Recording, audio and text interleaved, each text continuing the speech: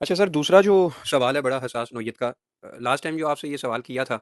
کہ طلقاء سے مراد کیا لیا جائے گا، آپ نے اس کو کہا کہ وہ بھی صحابی ہی کہلائیں گے۔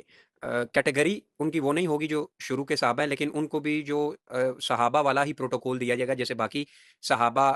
پہ آپ کہیں اہل سنت کے عقائد کی بات کر رہا ہوں، پھر میں یہ وضاحت کرتا جاؤں، جیسے باقی صحابہ کے حوالے سے جو عقائد ہیں ہمارے، ان صحابہ کے بارے میں بھی وہی رکھنے چاہیے۔ لیکن اس میں سر جو قرآن ہے، قرآن میں تو یہ فرمایا جا رہا ہے کہ فتح کے بعد جو لوگ ایمان لائے ان کا جو ایمان ہے وہ انہیں فائدہ نہیں دے گا۔ تو اب یہ آپ کی جو بات ہے اور قرآن کی بات ہے، بظاہر تو وہ آپس میں ٹکراؤ کھاتی ہوئی نظر آ رہی ہے۔ جی دیکھیں، میں نے یہ عرض کیا تھا کہ جو لوگ فتح مکہ کے دن ایمان لائے ہیں ان کو طلقاء کہا جاتا ہے، کیونکہ رسول کریم صلی اللہ تعالیٰ علیہ وآلہ وسلم نے انہیں فرمایا تھا انتم الطلقاء۔ جب سرکار نے ان کو آزاد کر دیا، یعنی یہاں پر میں یہ بات بھی عرض کر دوں، کچھ لوگ یہ کہتے ہیں کہ وہ تلوار کے ڈر سے ایمان لائے، اور پھر اس پر مزید یعنی وہ یہ دلیل دیتے ہیں کہ جی سورہ توبہ میں یہ کہا گیا تھا کہ جی تمہارے پاس 4 مہینے کا وقت ہے، یا تو تم نکل جاؤ یہاں سے، یا پھر اسلام قبول کر لو، یا تمہیں تمہارے انجام تک پہنچا دیا جائے گا۔ تو میں عرض کروں کہ یہ بات حقیقت کے بالکل منافی ہے۔ اس کی وجہ یہ ہے کہ جب رسول کریم صلی اللہ تعالیٰ علیہ وآلہ وسلم نے انہیں آزاد کر دیا،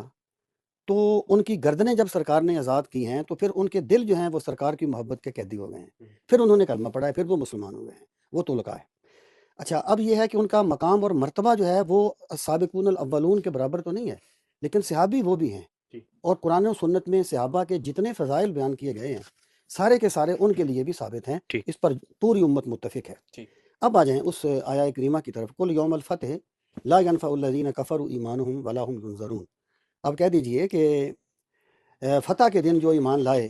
انہیں کوئی مہلت نہیں دی جائے گی، لا ينفع الذین کفروا ایمانہم، ان کا ایمان انہیں نفع نہیں دے گا اور انہیں مہلت نہیں دی جائے گی۔ میرا سوال یہ ہے کہ قرآن مجید نے یہاں پر یہ کہا کہ ولا هم ينظرون، انہیں مہلت نہیں دی جائے گی،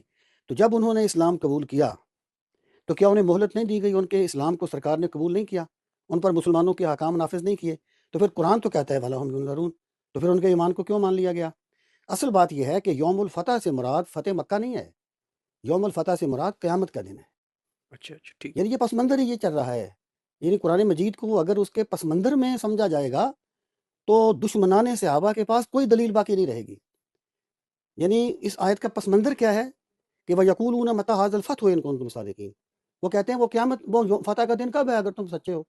مطلب یہ نہیں تھا کہ سرکار یہ کہتے تھے لوگوں میں مکہ کو فتح کر لوں گا، اور وہ کہتے تھے جی فتح کب ہوگی، نہیں، جی سرکار فرماتے تھے قیامت آئے گی، وہ کہتے تھے قیامت کب آئے گی۔